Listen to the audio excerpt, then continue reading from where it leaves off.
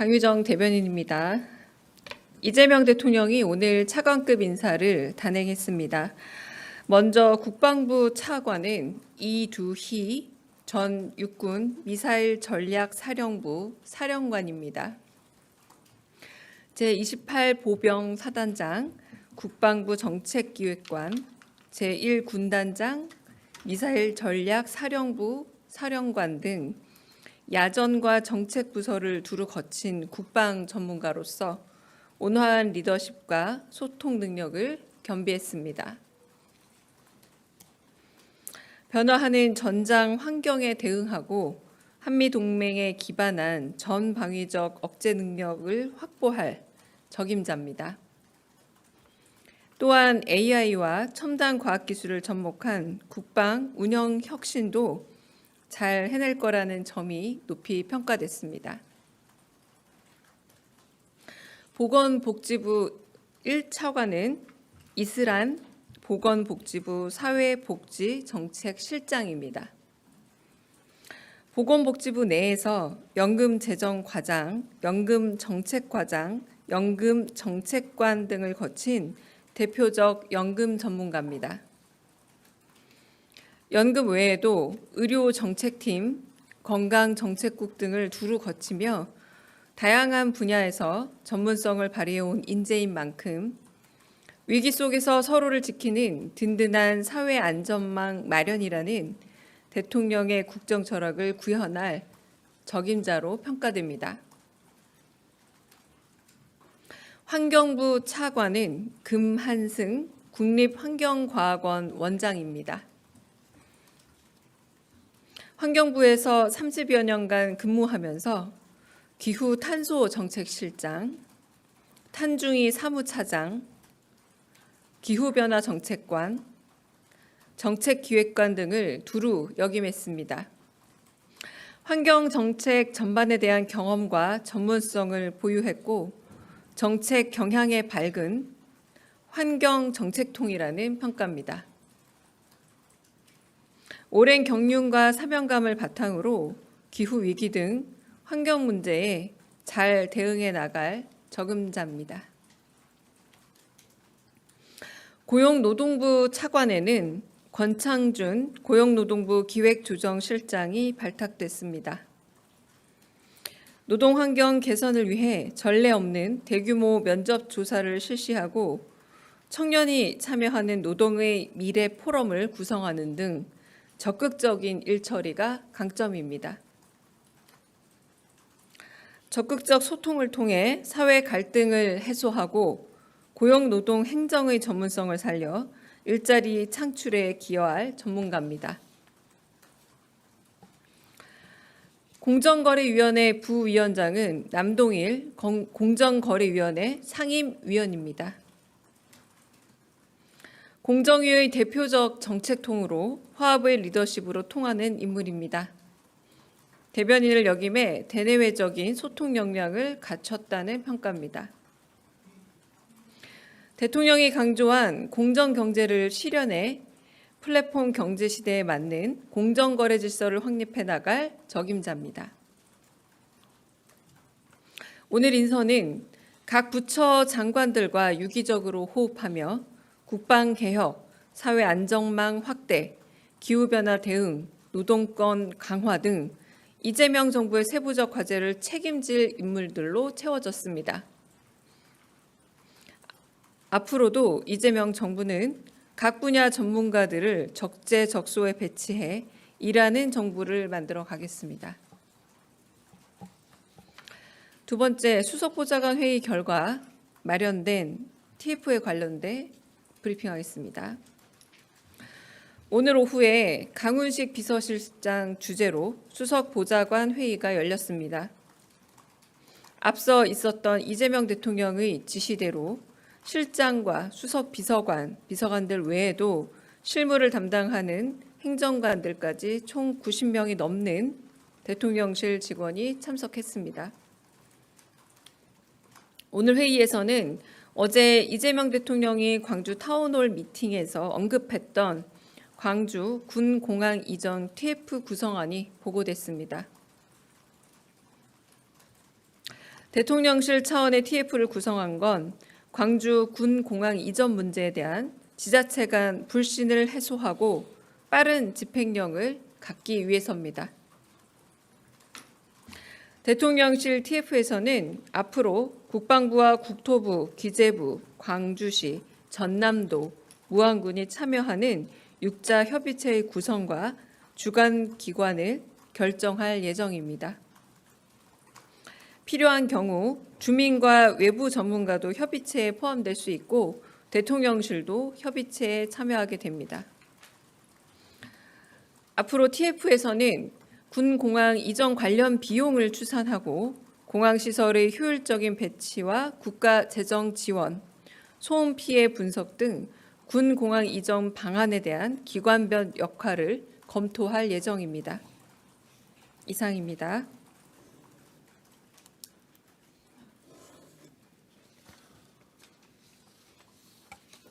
네, 혹시 질문 있으면 질문 받는데요. 아직은 KTV 외에는 영상은 정리하도록 하겠습니다. 네, 질문 있으시면 질문 받겠습니다. 네. 네, 서울신문의 박기석입니다. 네. 광주 군공항 이전 TF의 그 좌장이라고 해야 될까요? 그 리더는 누구인지 좀 궁금합니다. 지금 국토비서관실이 간사를 맡고 있고요. 국방비서관실과 자치발전비서관실, 갈등조정비서관실로 구성이 되어 있습니다. 향후에 이런 비슷한 TF들이 만들어질 확률이 좀 있기 때문에 좀 장기적인 이 TF 전체를 총괄하는 건 조금 의논을 거쳐야 한다고 알고 있습니다. 현재 요 군공항 이전 관련 TF는 이렇게 마련되어 있습니다. 네. 앞에 마이크 좀 전달해 주세요. 네. OBS 최한성인데요. 비슷한 TF가 만들어질 거라는 건 이런 갈등 사안들에 대해서 대통령님께서 앞으로도 계속 좀 개입을 하시면서 조정력을 하시겠다는 의도이신지 여쭙고 싶습니다. 네, 일단은 개입이라기보다 개입이란 용어는 적절치 않은 듯합니다.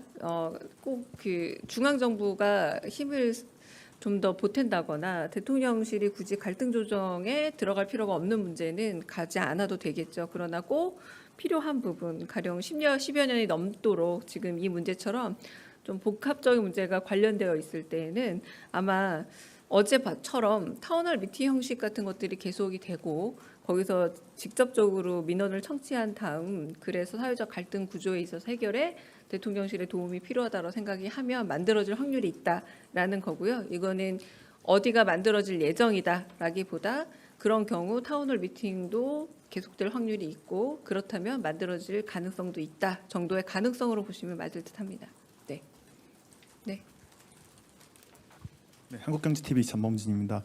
지금까지 몇 차례 차관 인사가 이루어졌는데 사실 보통 이제 과거의 정권들의 사례를 보면은 장관 인사가 임명이 되고 그 이후에 차관 인사가 따라오는 사례가 좀 있지 않았습니까?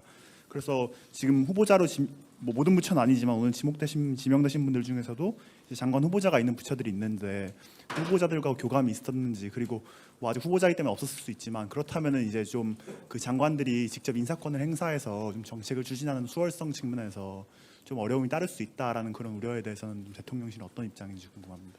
일단은 첫 번째 질문에 대해서는 인사에 관한 한은 이재명 정부의 원칙이 있겠죠. 그리고 그런 방면에서 실질적인 장관 인사들과 그리고 이제 차관 인사들 검증이 거치고 난 이후에 지금 발표하고 있다고 말씀드릴 수 있겠습니다.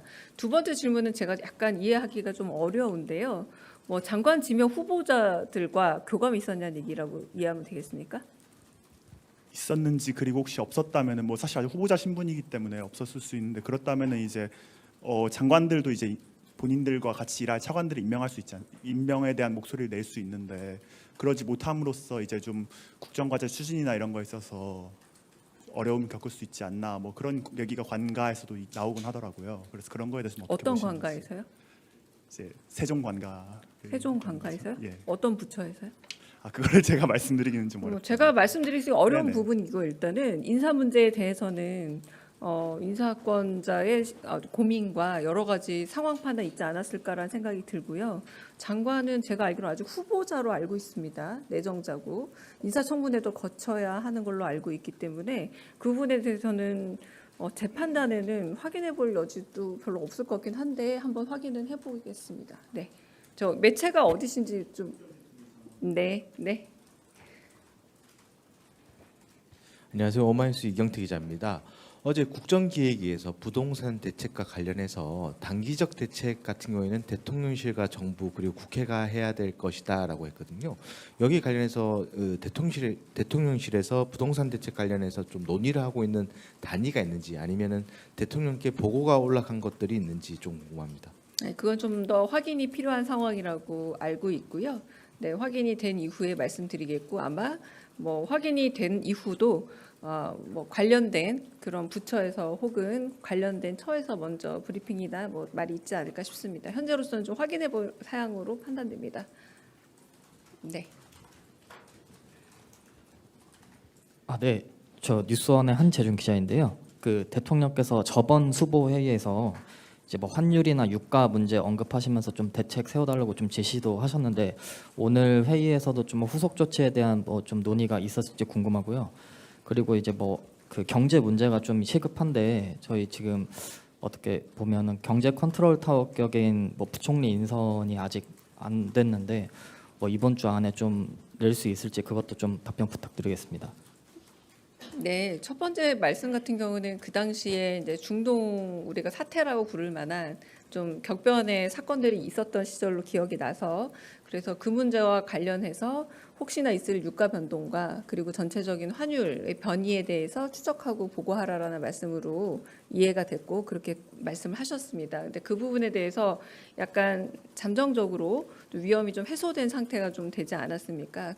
그렇지만 장기적으로 봤을 때 경제적인 변동 사항에 있어서의 국제 변화에 대해서는 추적하겠지만 아까 말씀하신 것처럼 당장 오늘 보고가 필요한 사안은 아닌 걸로 조금 정리가 된 듯합니다.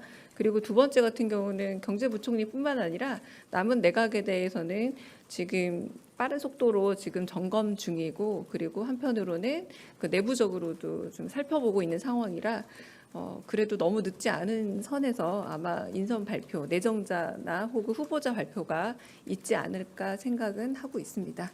이것도 역시 구체적인 일정이 만들어지면 그때 공지를 하는 걸로 하겠습니다. 네, 네, 먼저 하고 다음에 드리겠습니다. 네. 네, 안녕하세요. 저 KBS 방준원인데요. 그러니까 어제 그 타운홀 미팅에서 로스쿨이랑 사법시험 얘기가 나왔는데 대통령께서도 점심에 이렇게 식사를 하시다가 얘기가 나왔다고 말씀을 하셨는데 어떤 맥락에서 말씀하셨는지 좀 궁금하고요. 그리고 대통령님이 어제 검토도 말씀을 하셨는데 혹시 이후에 조금 후속으로 조치가 된 게 있는지 좀 궁금합니다. 어제 이제 워낙 이동 동선이 길었잖아요. 소록도 갔다가 거기서 다시 이제 광주 오고 하는 꽤 만만치 않은 여정에서 이제 저희가 도시락 먹었습니다. 사실은 도시락 먹으면서 좀 이런저런 얘기들 편하게 주고받던 상황에서 그 요즘에는 판사나 검사가 되는 길이 오히려 이제 로스쿨이 더 많은 문호를 개방하고 많은 다양한 계층의 다양한 사람들이 과거처럼 시험을 본다기보다 아주 어렸을 때부터 좀 일테면 계층적 장벽에 갇혀서 여러모로 좀 다양한 계층이 접근이 어려워진 게 아닌가라는 걱정이 있다라고 그걸 대통령께서 먼저 말씀하신 게 아니라 얘기를 하는 와중에 저도 누가 먼저 했는지 기억은 안 나고요. 좀 얘기가 주제가 흘러갔습니다. 점심 먹으면서 막 회의를 한 건 아니었거든요. 근데 거기에 참석했던 이제 전하 정책실장이나 모두 좀 그런 측면이 있는 것 같다. 듣기로는 뭐 로펌에 들어가고 할 때도 상당히 좀 여러 가지로 현실적 제약들이 있는 모양이다. 이런 얘기들을 이제 서로 들은 정보 차원에서 약간의 이야기를 주고받았고 마침 어제 타운홀 미팅에서 사법제도 부활에 대한 민원이 있었잖아요. 그래서 그 말이 아마 그 점심때 나눈 이야기를 환기를 하게끔 해드린 것 같습니다. 근데 그 부분에 대해서 어제 또 대통령께서 하신 말씀이 있죠. 이런 거는 제도적이고 정책적인 부분이기 때문에 바로 어떤 변화를 말하는 건 쉽지가 않다. 그러나 그런 부분에 있어서 조금 그 음서제 같은 영향이 있는 것은 아닌가 좀 걱정은 된다라고 말씀을 하셨기 때문에 방금 말씀하신 것처럼 즉시 검토가 이루어질 사항으로 파악하진 않았고요. 하지만 그런 부분에 있어서 좀 아쉬움은 있다 정도의 의견을 밝힌 것은 맞다고 할 수 있을 것 같습니다. 네, 마지막 질문. 여기 질문 네. 먼저 받고 하겠습니다. 네. 안녕하십니까. 뉴스웍스 이한익입니다. 어제 타운홀 미팅에서 대통령께서 전국적으로 지역 주택 조합 문제가 심각하다고 하시면서 대통령실 차원에서 실태 조사를 지시했다고 하셨는데 어떻게 진행되고 있고 어떤 조치가 이루어지고 있는 건지 궁금합니다. 네, 그 문제는 사실상 대선 후보 시절에서 경청 투어를 할 때도 어딜 가나 꼭 한 분씩 그 문제들에 대한 좀 토로가 있었습니다. 어느 지역에 가나 한두 분씩 꼭 그렇게 계약서를 들고 와서 지금 여러 이제 분양에 있어서의 문제가 있다라는 걸 좀 파악하신 상태였기 때문에 지금 전수조사 내지는 그런 부분에 대해서 정책실장에게 지시한 상황이고요. 그건 제가 말씀드렸다시피 전수조사 및 여러 가지 상황들이 필요하기 때문에 바로 결과가 나오긴 조금 시간이 걸리지 않을까 싶지만 전수조사 착수했다라는 것만 말씀드리겠습니다. 네, 여기 네. 네, 안녕하세요. 조선비즈 이슬기입니다. 어제 대통령께서 그 타운홀 미팅에서 군공항 부지 판매 차익 예상치를 이제 물으셨는데 지자체 간에 답하는 수치도 달랐고 또 최근 수치는 아예 안 나와서 대통령께서 좀 이러니 불신이 생기죠라고 좀 강조하셨던 걸로 기억합니다. 그래서 앞으로 TF에서 요 구체적인 조사도 실시하고 그 수치 같은 거를 언론에 브리핑 통해서 좀 알려주실 계획이신지도 여쭙고 싶습니다. 나중에 브리핑 통해서 알려줄지에 대해서는 지금 말씀드리기 어렵지만 말씀드린 것처럼 어제 이제 8천억과 1조 사이 2천억 정도의 차이도 있었고 그리고 소음 피해 같은 경우는 조사 시점이 꽤 과거였기 때문에 다시 한번 한다라는 측면이 있어서 그런 부분에서 저희가 TF 구성에 다양하게 국토도 들어가고 국방도 들어가고 갈등 조정도 들어갔고 그리고 육자 협의체 안에도 국토부, 기재부, 광주시, 전남도, 무안군이 다 들어간 겁니다. 그래서 그런 부분에 대한 합리적인 결과치를 얻기 위해서 다시 한번 수치도 점검할 예정이라고 저도 알고 있고요. 그 결과에 대해서는 아마 정확히 예고를 하기는 어려우나 그래도 뭐 브리핑 같은 것들이 있을 수 있지 않을까 싶긴 합니다. 네, 마지막 질문으로 제가 네.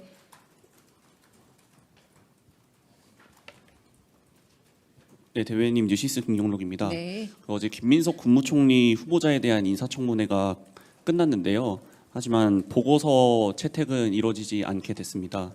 국민의힘에서 계속 보이콧을 하고 있는데 이런 상황을 대통령실에서는 어떻게 바라보고 있는지 한 말씀 여쭙습니다.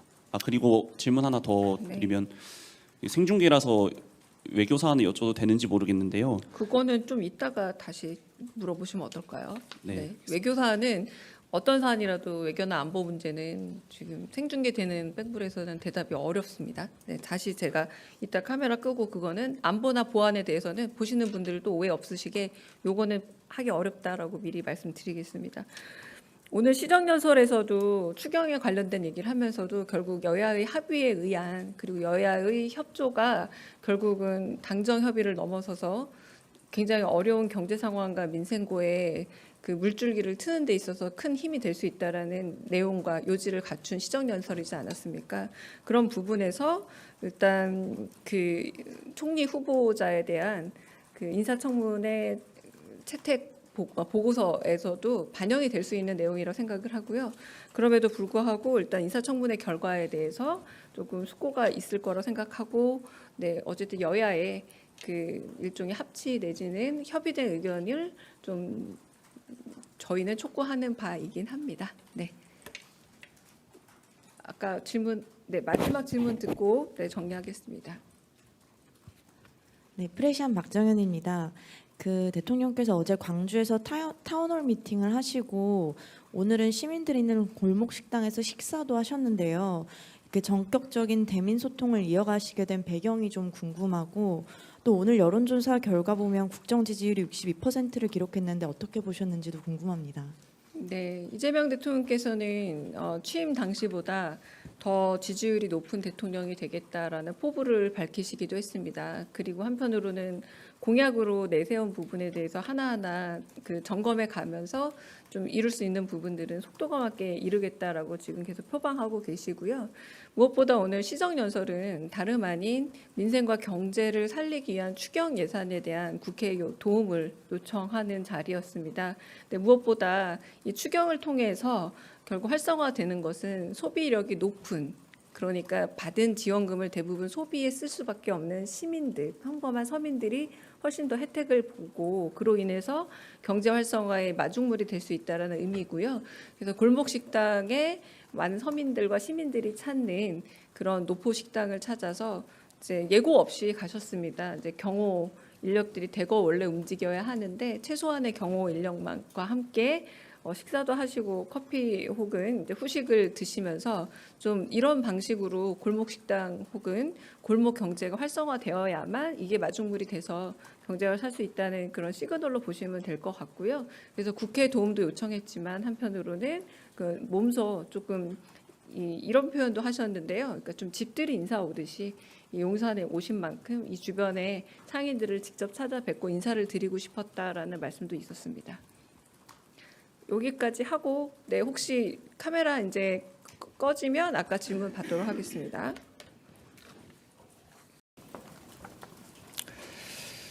대통령 비서실장 강훈식입니다. 이재명 대통령은 오늘 대통령실 경청통합수석과 민정수석을 임명하고 기획재정부 등 6개 부처 장관 후보자를 지명하였으며 장관급인 대통령 직속 지방시대위원장 위촉과 함께 국정원 차관급 3명 임명, 또 식약처장 유임 등 차관급 인사도 단행하셨습니다. 먼저 대통령은 대통령실 수석비서관으로 전성환 경청통합수석과 봉욱 민정수석을 임명하셨습니다. 전성환 신임 경청통합수석은 시민운동가, 공공기관장 및 지방공무원 등 다양한 역할을 수행하면서 우리 사회의 낮고 작은 목소리를 정책에 반영해온 인물입니다. 국민을 하나로 모으는 경청과 통합의 역할을 다할 것으로 기대합니다. 인사하시죠. 봉욱 신임 민정수석은 법무부 인권국장과 대검찰청 차장을 역임한 분입니다. 겸손하고 온화한 성격으로 검찰 내외부에 신망이 두터우며 정책기획 역량이 탁월하다는 평입니다. 검찰개혁 등 핵심 과제에서 강한 추진력을 발휘할 것으로 기대합니다. 인사하시죠. 두 분은 들어가셔도 괜찮을 것 같습니다.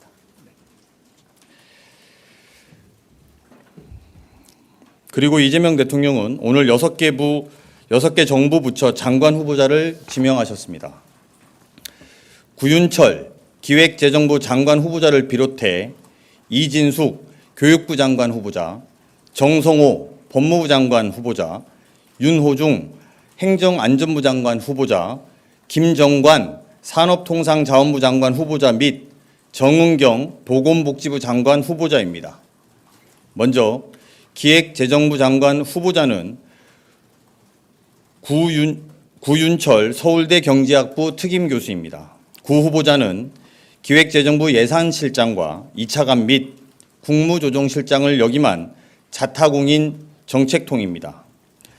레볼루션 코리아, AI 코리아 등 저서에서도 나타나듯이 대한민국 혁신을 고민한 인물이며 국가재정은 물론 정책 전반에 대한 높은 전문성을 토대로 대한민국 성장의 길을 찾을 적임자입니다. 교육부 장관 후보자는 이진숙 전 충남대학교 총장입니다.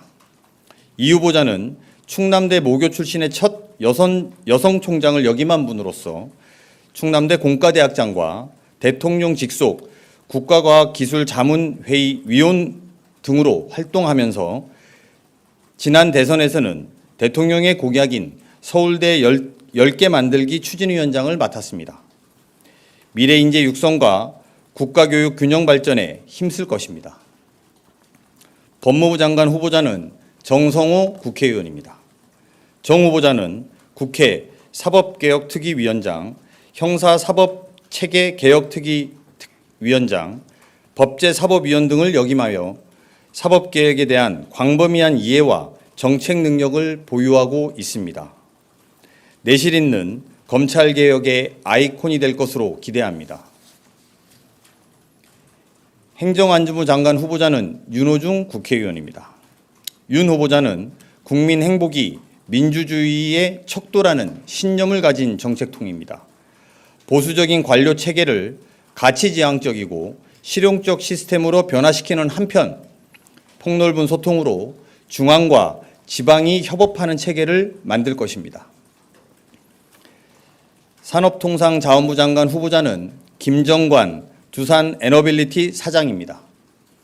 기획재정부 정책기획관을 거쳤으며 한국은행 근무 당시 특별공로상을 받는 등 열정 있는 관료로 인정받았습니다. 경제관료 역량과 실물 경제를 경험한 핵심 인재로서 지금은 성장에 집중할 때라는 대통령의 철학을 구현할 것입니다.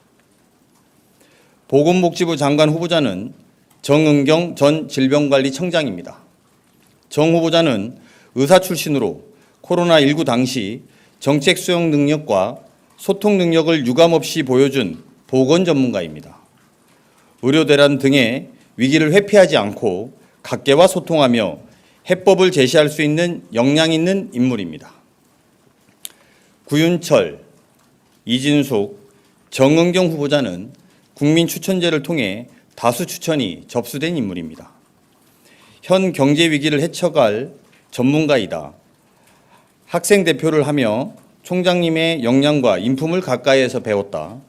코로나19 당시 국민을 안심시키고 방향을 제시했다는 국민들의 다양한 추천 사유가 있었습니다. 이상 6명의 장관 후보자는 전문성과 혁신성을 겸비한 분들로서 국민들께 성과와 효능감을 보일 것입니다. 특히 각 분야 혁신을 선도하면서도 창조적 해법이 필요한 대한민국 사회를 변화시키는 창의적 내각을 만들어갈 것으로 기대합니다. 다음으로 대통령은 장관급 인사인 대통령 직속 지방시대위원장의 김경수 전 경남도지사를 위촉하였습니다. 김경수 지방시대위원장은 평소 균형 발전과 지방자치의 중요성을 강조해 왔습니다. 도지사와 국회의원 경험을 토대로 5국 3특 추진 등 대통령의 균형 발전 전략과 자치분권 공약을 빠르게 현실화시킬 적임자입니다. 마지막으로 국정원, 식약처 차관급 인사입니다. 먼저 국가정보원입니다.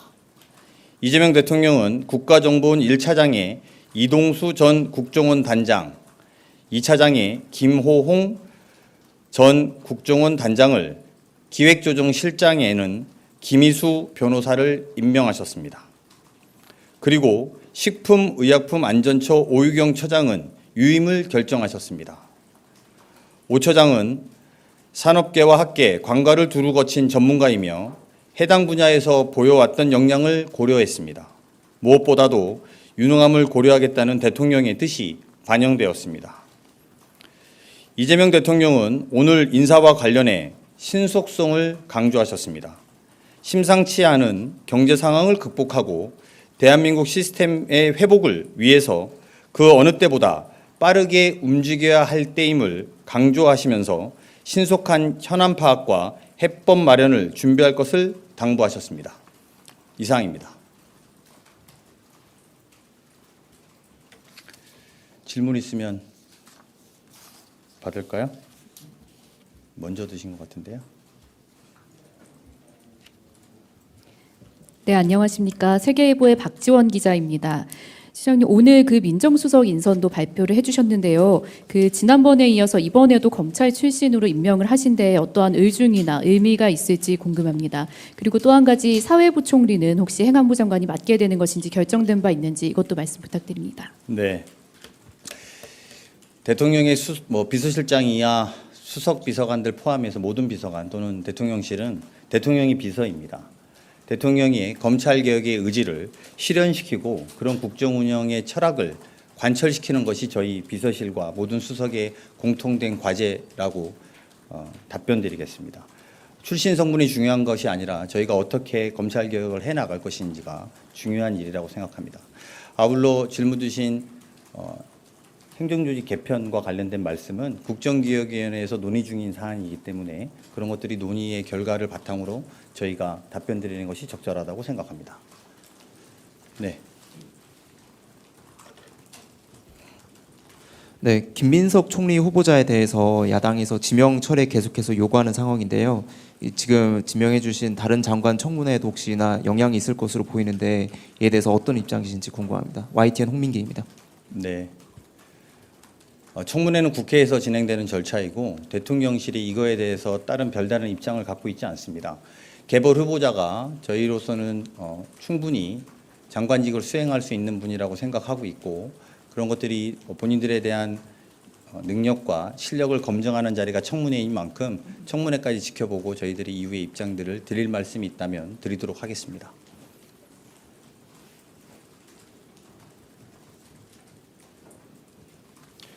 네, 실장님 안녕하세요. 매일경제 성송입니다. 지금 좀 발표된 것들을 예전까지 좀 보면은 내각 인선에서 여당 의원분들이 거의 지금 8명 정도가 나왔는데요.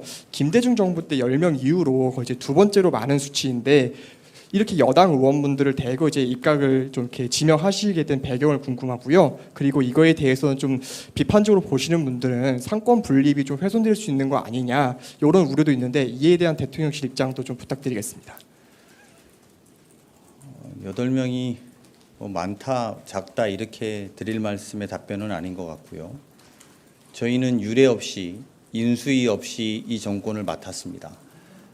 그리고 인수위가 있었다면 좀 더 시간이 있고 국정 공백이 여유를 가질 수 있어도 괜찮은 상황이면 모르겠습니다만 대한민국이 한미 관세 협상이라든지 또 여러 가지 막중한 현안 속에서 인사를 긴급하게 저희가 해야 될 필요성을 충분히 여러분들도 알고 계시리라고 생각합니다. 두 번째는 당과 대통령실이 하나 되어서 지금까지 호흡해왔던 분들에 대한 깊은 신뢰가 있는 것 또한 사실입니다. 그런 면에서 현직 정치인들이 많이 발탁된 것도 혼연일체로 뛰겠다라고 해석해 주시면 감사하겠습니다.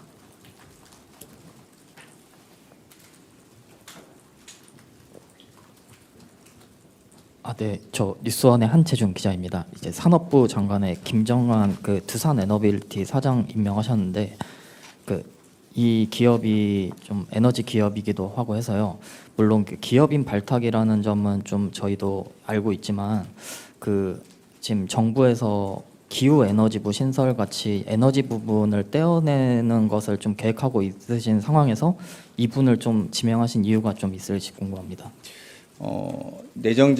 김정관 내정자는 기재부에서 되게 촉망받는 정책기획관 출신으로 이후에 퇴직 이후에는 에너지 분야에서도 활동을 해왔는데 그게 산업 에너지 전반에 대한 활동으로 해석해 주시는 것이 좀 더 바르겠다 이렇게 판단됩니다. 기재부 관료 시절에 쌓은 글로벌 경제와 경제 정책 전반에 대해서 높은 전문성을 갖고 있고 산업 정책 전반도 그 속에 에너지도 있는 것이니만큼 충분히 업무 수행에 적합한 인사라고 생각이 듭니다. 이렇게 답변드려도 될 것 같습니다. 네, 실장님 채널A 홍지은입니다. 이제 19개 부처 중에서 국토부랑 문체부 이제 2곳만 남았는데 여기 인선이 좀 늦어지는 이유 궁금하고요. 그다음에 또 하나는 정은경 청장은 이게 보도가 나왔었는데 이제 배우자 주식 투자 논란에 휘말리면서 뭐 후보군에 제외됐다 이런 보도가 있었는데 어쨌든 이 논란은 이제 문제가 없다고 내부에서 판단하셨는지도 궁금합니다. 먼저 정은경 후보자에 대한 답변을 드리면 후보자 및 가족 신상과 관련된 문제에 대해서 후보자가 인사청문회에서 청문회 절차에 따라서 소명할 것으로 알고 있습니다. 그리고 그 문제를 포함해서 여러 가지 제기된 의혹들에 대해서도 국민들의 판단을 존중하다는 입장을 갖고 있고요. 아마 청문회를 지켜보시면 많은 부분에 또 국민들이 납득하실 수 있을 거다. 저희는 이렇게 생각하고 있습니다. 그리고 왜 2명 들었냐 이것도 아까 말씀드린 것 지난번에 제가 말씀드렸는데요. 장관 후보자가 준비되는 대로 바로바로 여러분들께 알려드리고 있다는 점 다시 한번 말씀드리겠습니다. 예, 머니투데이 이영광입니다. 실장님 연일 고생 많으시고요. 검찰개혁 관련해서 법무부 장관 국민들 관심 높으신데 이제 후보자로 지명된 정성호 의원님은 아시다시피 기탄 없이 소통하는 분으로 좋아하는 분들도 많은데 실장님 아시는 것처럼 대통령님과 이제 38년지기로 장관 안 한다는 뜻도 여러 번 나타내셨단 말이죠. 이번 인사 앞두고 소통 혹은 설득하는 과정이 어땠는지 조금 여쭤볼 수 있을까요?